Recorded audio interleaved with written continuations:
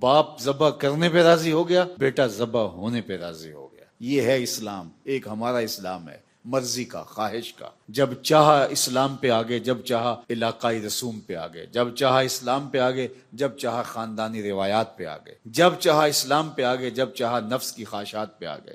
لیکن قرآن نے اللہ کے حکم کی تعمیل کے اس انداز کے لیے جو لفظ استعمال کیے ہیں، یہ ہے اسلام۔ فلما اسلما، جب اسلام کی حقیقی صورت لوگوں کے سامنے آئی کہ باپ اللہ کے لیے ذبح کرنے کے لیے تیار ہے اور بیٹا ذبح ہونے کے لیے تیار ہے، وَتَلَّهُ لِلْجَبِينِ، اور باپ نے بیٹے کو پیشانی کے بل لٹایا اور گردن کے اوپر چھری رکھ کے پوری ہمت کے ساتھ چھری پھیر دی۔ اتنی دیر میں جنت سے دمبا لا کر کے چھری نیچے رکھ دیا گیا اور یہ دمبے کی گردن پہ چھری پھیر دیتے ہیں۔ اِنَّ هَذَا لَهُوَ الْبَلَاءُ الْمُبِينُ، اللہ فرماتا ہے یہ بہت بڑی آزمائش تھی، پہاڑوں پہ ڈال دیے جاتی یہ آزمائش تو ان کے پتے بھی پانی ہو جاتے، زمین کی صلابت گوارا نہ کر پاتی۔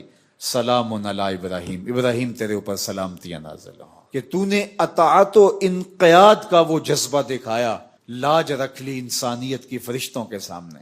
فرشتے کہتے تھے سجدے ہم کریں گے، مالک تیری عبادت ہم کریں گے، رکوع و قیام ہم کریں گے، یہ انسان تو دھینگا مشتی کرے گا، یہ تو لڑائی اور شر و فساد کرے گا۔ حضرت ابراہیم علیہ السلام کے اس عمل نے کیا عزت، کیا آبرو حضرت انسان کی فرشتوں کی نظر کے اندر پیدا کی کہ اللہ کے حکم پہ اللہ کے بندے کس طرح اپنی عزیز از جان چیز کو قربان کے لیے تیار ہو جاتے ہیں۔ اس سنت کو باقی رکھ کر کے ان یادوں کو تازہ کیا جاتا ہے تاکہ ہم اس کو فراموش نہ کریں۔ میرے ایک بزرگ فرمایا کرتے تھے کہ ہر شخص کا کوئی نہ کوئی اسماعیل ہوتا ہے، جب تک وہ اپنے اسماعیل کی گردن پہ چھری نہ رکھے اتنی دیر تک رب کی قربت نصیب نہیں ہوتی۔ کسی کا اسماعیل اس کا مال ہوتا ہے، کسی کا اسماعیل اس کی خواہشات ہوتی ہیں، اس کی آرزویں ہوتی ہیں۔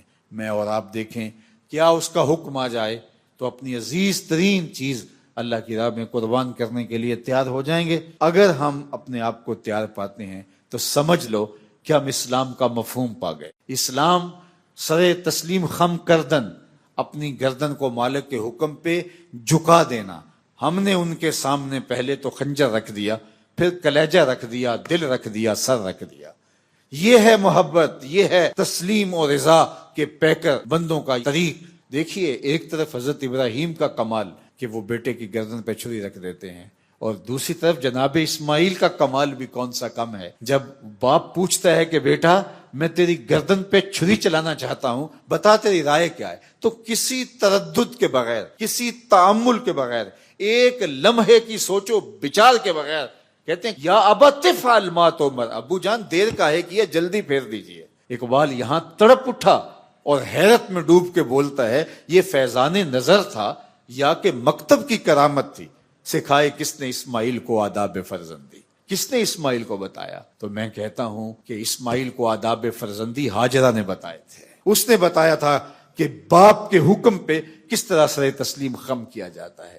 آج تو مائیں باپ کے خلاف کرتی ہیں اولادوں کو اور بیانیے بناتی ہیں کہ میرے ساتھ یہ ظلم ہوا، میرے ساتھ یہ زیادتی ہوئی، میں سسرال میں آئی تو میں یوں دکھوں میں مبتلا ہو گئی، تمہارے باپ نے میرے ساتھ یہ کیا۔ لیکن حضرت ہاجرہ نے کوئی بیانیہ نہیں بنایا، اپنے بیٹے کو یہ نہیں کہا کہ ابھی تم گود میں تھے تمہارا باپ مجھے اس وادی غیر ذی زرع میں چھوڑ گیا، تمہارا باپ تو فلسطین میں تھا اور ہم یہاں کیسے دن کاٹے۔ اور اگر یہ بیانیاں لے کے حضرت ہاجرہ کھڑی ہوتی تو حضرت اسماعیل اپنے باپ کے فرما بردار نہ بنتے۔ تو اقبال کہتا ہے یہ کس نے اسماعیل کو آداب فرزندی سکھائے تھے؟ تو جواب آیا یہ حضرت ہاجرہ نے سکھائے تھے۔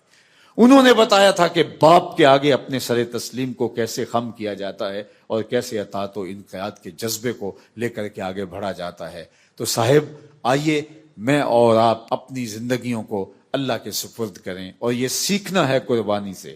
یہ محض ایک دمبے کی گردن پہ چھری چلانا ہی نہیں ہے، بلکہ اس وقت کو یاد کرنا ہے، ان لمحوں کو یاد کرنا ہے، اور حضرت ابراہیم علیہ السلام کی قربانی کے فلسفے کو سمجھنا ہے۔ رب کے حکم پر عزیز سے عزیز چیز بھی قربان کرنے کی نوبت آئے تو بغیر کسی تعمل اور تردد کے اپنے آپ کو تیار پانا ہے۔ اللہ جل شانہ مجھے اور آپ کو قربانیاں کرنے اور قربانی کے فلسفے کو سمجھنے کی توفیق دے۔